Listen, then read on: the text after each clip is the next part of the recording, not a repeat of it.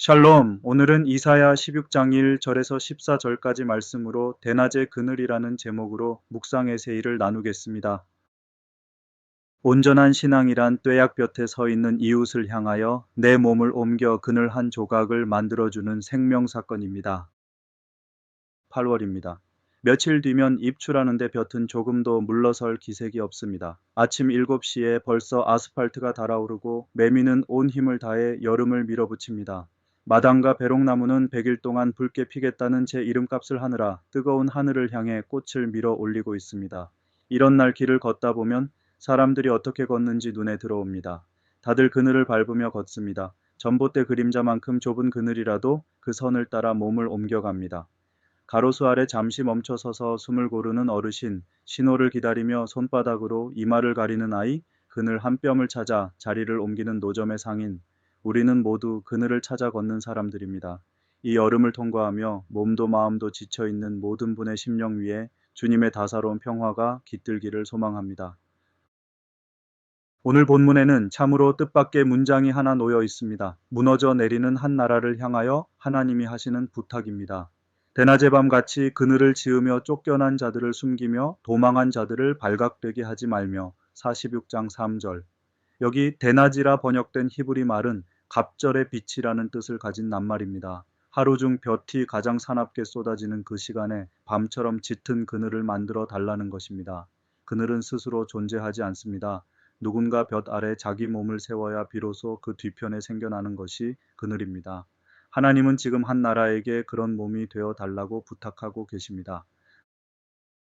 그 부탁을 받은 나라가 모압이었다는 사실이 이 말씀을 더욱 놀랍게 합니다. 모압은 롯의 후예입니다. 아브라함과 함께 길을 나섰다가 소돔 들녘에 물된 동산을 택했던 그 사람의 자손입니다. 이스라엘에게 모압은 남이 아니라 서먹해진 형제였습니다. 그런데 이 형제는 오랜 세월 유다를 향해 등을 돌렸고 이사야 15장은 그 모압이 하룻밤 사이에 무너지는 광경을 통곡 소리로 가득 채웁니다. 그 폐허 위에서 16장이 시작됩니다. 심판을 선언하시던 그 입술이 곧바로 살 길을 일러주십니다. 셀라의 바위 요새에 숨지 말고 광야를 지나 딸 시온산으로 어린 양을 보내라고, 그러니까 하나님을 의지하라고 하십니다. 그리고 두 번째 길로 환대를 말씀하십니다. 심판의 신탁 한복판에 도망자를 숨기라는 명령이 박혀 있는 것입니다. 하나님은 무너지는 자에게조차 마지막으로 좋은 일 하나를 맡기시는 분이십니다. 더 깊이 들여다보면 이 명령이 얼마나 뭉클한지 알게 됩니다. 숨겨주어야 할 그 도망자들을 하나님은 나의 쫓겨난 자들 16장 4절이라고 부르십니다. 죄를 지어 징계를 받고 제 땅에서 밀려나 이방을 떠도는 사람들입니다. 세상의 셈법으로는 실패한 자들이고 종교의 셈법으로는 벌 받은 자들입니다. 그런데 하나님은 그들을 여전히 나이라는 소유격으로 부르십니다. 밀려났다고 해서 소속이 없어지는 것이 아니라는 말씀입니다. 그리고 그 소중한 사람들을 잠시 모압에게 맡기십니다. 원수의 손에 자기 자녀를 맡기시는 아버지의 마음이 여기 있습니다. 아마도 하나님은 아셨을 것입니다. 남의 아픔을 품어본 손만이 자기 아픔에서 걸어 나올 수 있다는 것을 말입니다. 모압이 살 길은 조공의 양에 있지 않았습니다. 쫓겨난 자를 숨기는 그 손에 있었습니다. 그리고 본문은 그 환대의 요청이 어디에 뿌리내리고 있는지 밝힙니다. 다윗의 장막의 인자함으로 왕위가 굳게 설 것이요 그 위에 앉을 자는 충실함으로 판결하며 정의를 구하며 공의를 신속히 행하리라. 46장 5절. 궁전이 아니라 장막입니다. 히브리 말로 가장 초라한 거처를 가리키는 낱말이 쓰였습니다. 이 왕위를 떠받치는 것은 창검이 아니라 인자와 충실, 곧 하나님이 모세에게 당신 자신을 소개하실 때 쓰셨던 그 두 낱말입니다. 그러니 여기서 우리는 먼 훗날 베들레헴의 시골 마구간을 미리 보게 됩니다. 흠모할 만한 것이 없는 한 아기로 오셔서 머리 둘 곳조차 없이 사시다가 가장 낮은 자리인 십자가까지 내려가신 그분 말입니다. 우리가 찾던 그늘은 결국 한 사람이었습니다. 그분이 볕 아래 서서 온몸으로 그늘을 만드셨기에 우리가 그 뒤에서 숨을 쉬고 있습니다. 그런데 모압은 그 그늘을 만들지 않았습니다.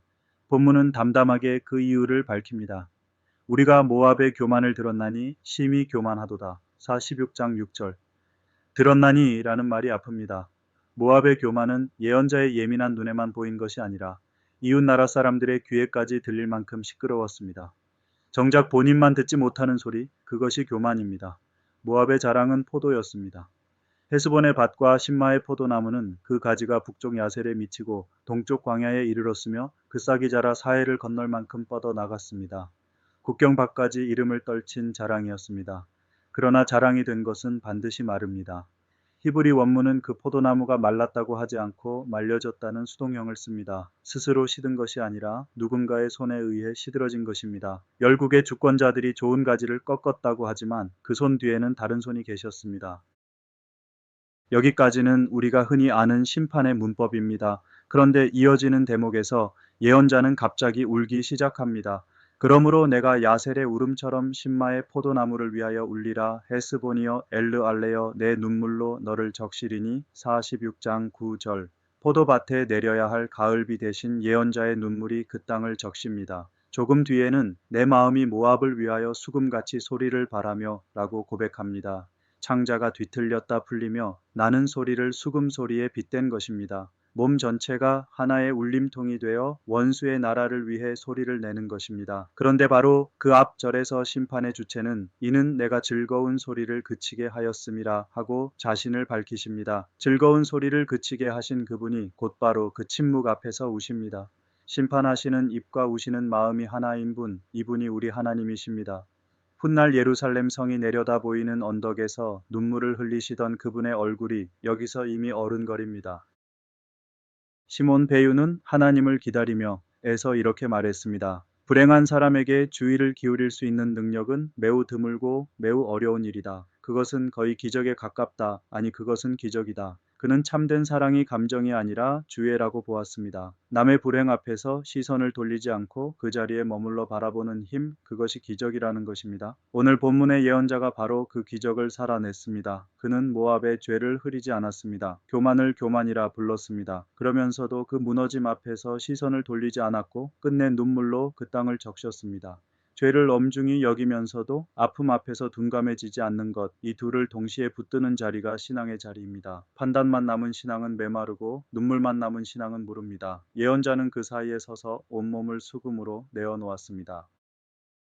우리 시대는 그늘이 사라진 대낮 같습니다. 청년들은 자신을 증명하라는 볕 아래 타들어가고 중년은 언제 밀려날지 모르는 자리에서 하루를 버티며 노년은 통계 수치 뒤에서 조용히 늙어갑니다. 타지에서 온 노동자와 그 가족, 가정 밖으로 밀려난 청소년, 병원비 앞에서 치료를 미루는 이웃이 우리 곁을 지나갑니다. 이런 때에 교회가 무엇이어야 하는지를 오늘 본문이 알려줍니다. 우리는 볕을 없앨 수 없습니다. 세상의 구조를 하루아침에 바꿀 힘도 없습니다. 그러나 우리 몸을 옮겨 그늘 한 조각을 만들 수는 있습니다. 그것이 밥 한 끼일 수도 있고 끝까지 들어주는 한 시간일 수도 있고 판단을 삼키는 침묵일 수도 있습니다. 본문이 방도를 베풀며라고 한 것을 보면 그늘은 감상이 아니라 궁리와 설계를 요구하는 일이기도 합니다. 누가 지금 볕에 서 있는지 살피고 어떻게 가려줄지 머리를 맞대는 것까지가 환대입니다. 집에서도 다르지 않습니다. 하루를 견디고 돌아온 배우자와 자녀에게 우리 집이 그늘인지 또 하나의 평가석인지 물어야 합니다. 밖에서 종일 볕을 맞고 온 사람에게 집까지 볕이면 그는 어디서 숨을 쉬겠습니까? 그리고 무엇보다 우리 자신이 지금 어느 그늘에 서 있는지 기억해야 합니다. 우리가 오늘 숨 쉬는 이 자리는 우리가 만든 그늘이 아닙니다. 누군가 우리보다 먼저 볕에 서 주었기에 생긴 자리입니다. 부모가 그러했고 먼저 믿은 이들이 그러했으며 무엇보다 골고다의 한낮에 우리 대신 서 계셨던 분이 그러하셨습니다. 그 사실을 아는 사람만이 자기 자리를 옮겨 다른 이의 그늘이 될 수 있습니다. 여름은 지나갈 것입니다. 곧 매미 소리가 잦아들고 바람의 결이 바뀌고 저녁이 길어질 것입니다. 그러나 그늘이 필요한 사람은 계절과 상관없이 늘 우리 곁에 있습니다. 오늘 하루 또 예약볕 아래에 서 있는 한 사람을 향해 몸을 옮겨 보시기 바랍니다. 그 작은 이동이 대낮의 밤 같은 그늘을 만듭니다. 인자함으로 굳게 선 그 왕위 아래에서 우리 모두가 서로에게 그늘이 되어주는 평화의 순례자가 되시기를 간절히 축원합니다. 모든 성도가 매일 성경으로 매일 묵상하는 광양사랑의 교회 평화이길벗 라종열 목사였습니다. 묵상의 여정에 있는 여러분의 오늘 하루도 주님의 평화가 함께 하시길 기원합니다. 감사합니다.